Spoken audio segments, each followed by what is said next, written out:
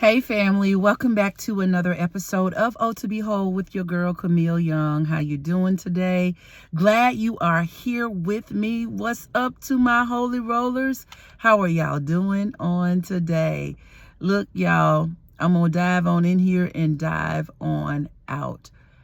Today, I just want to talk about something that's really simple, but I just want to, as we approach like the third quarter of the year, the first quarter, approaching the ending of the first quarter of the year, I just want to talk about why it is that you're not growing.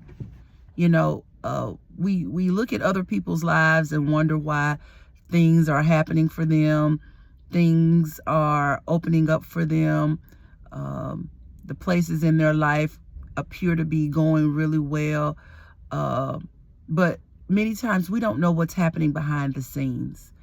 We make an assessment, we make an assumption because we see the fruit, but we don't know what's happening. What have they done with the root? What have they nurtured the root? And my question to you is, why aren't you growing? Why aren't you? For those who are watching, you may feel like, you haven't been consistent enough, or you haven't been doing the things that you should do to be growing. And I alluded to it on a few episodes ago, talking about reading. And that's an area where I was joking with my sisters. There's a game that we play called QB. It's definitely a strategy type game. And my sister Joy and my sister Kia, they used to always beat me in the game. And I would be so frustrated because I had not got strategized in a way, and my mind was not operating in a way for me to really create the level of strategy to win the game. And so now that I've been reading more, I've been listening, I've always listened to, for the most part, listen to podcasts, but really, being intentional around that, just doing things having conversations that are intellectually challenging, that bring far more, causing me to have to think more. Critical thinking, that's the word I was looking for moments ago, causing more critical thinking, that type of thing. And I think that has helped I know that has helped my life to grow even more and flourish. And I just want to challenge you, like, really look at where you are in life and ask yourself, like, what am I afraid of in terms of learning more? What am I afraid of? Or what is hindering me from being able to do some of the things that I know I should be doing, or I feel like I'm not being intellectually challenged, which is inhibiting my ability to grow more? Or, just ask yourself the hard questions and then think about the answers and what can you do to put yourself in a space and a place to increase your ability to grow.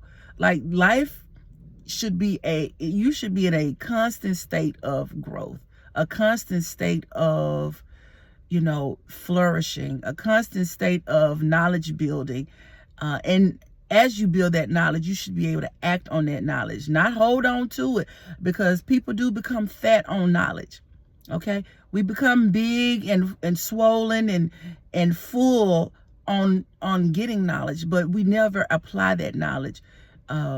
Kia, my sister, told me this many years, it's been close 30 years ago probably now, that knowledge alone is not power. It's the application of the knowledge. It is what are you doing with that knowledge that really brings about the power in your life. So this is just a challenge I wanted to give you all, to really rethink your life, really do some self-introspection, really say, am I growing or am I stagnant? Because really, you're not ever really stagnant. You either progressing or digressing, one or the other. It's rare you get to stay in one place and it not be a negative. Even waters that don't flow become pretty much poisonous. They pretty much become undrinkable, unusable, because they begin to grow algae or bacteria, several things in it because of the lack of the flow of water. It's just sitting water. And eventually it will stink and spoil, for the lack of a better term, and be unusable because there's no flow.